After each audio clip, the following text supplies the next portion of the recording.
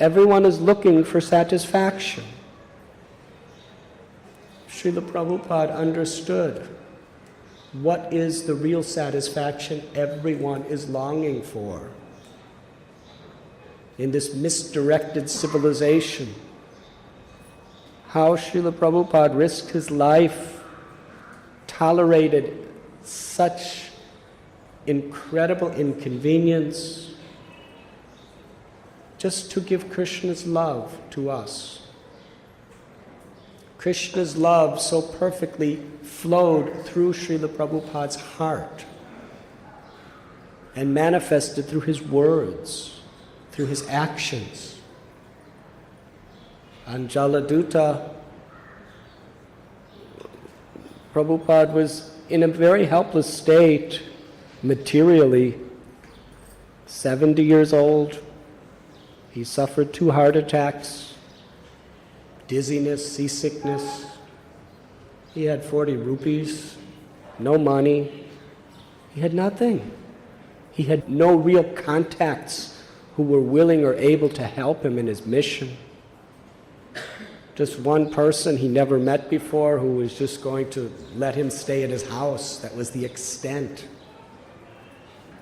He only had a 1-month visa. How are you going to establish a worldwide mission in that circumstance?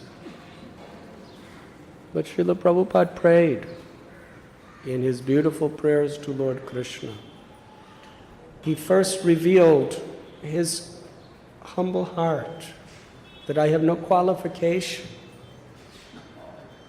to perform this impossible feat that no acharya in the history of the world has ever accomplished. In his circumstances, after heart attacks, at his age, with no help or support either in the East or the West, he prayed, how will they understand my language? How will I convince them? Krishna, make me your puppet. I will dance as you make me dance. Only you can save them. So it was this pure compassion. Jivadoya Krishna Nama Sarva Rasasar.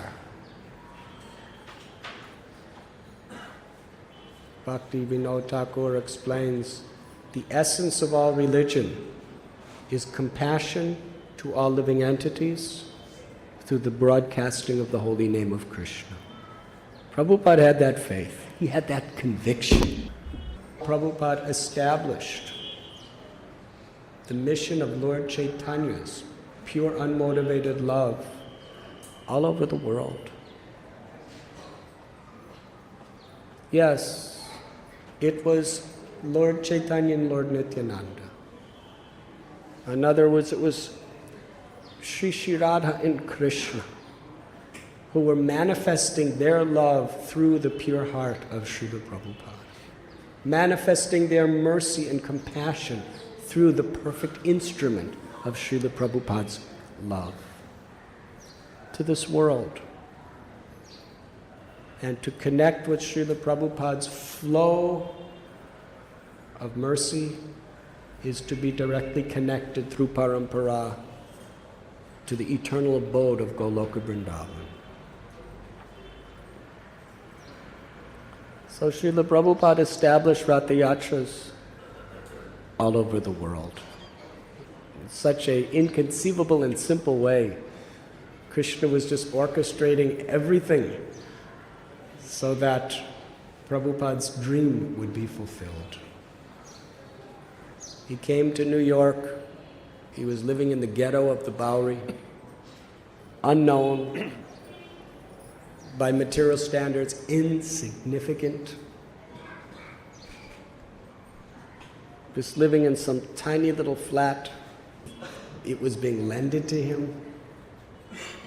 His possessions were stolen. Other times he was living with other people. One time he was living with a couple, and the husband was very favorable, and the wife was very unfavorable. because this regulative principles of no illicit sex was not agreeable to her.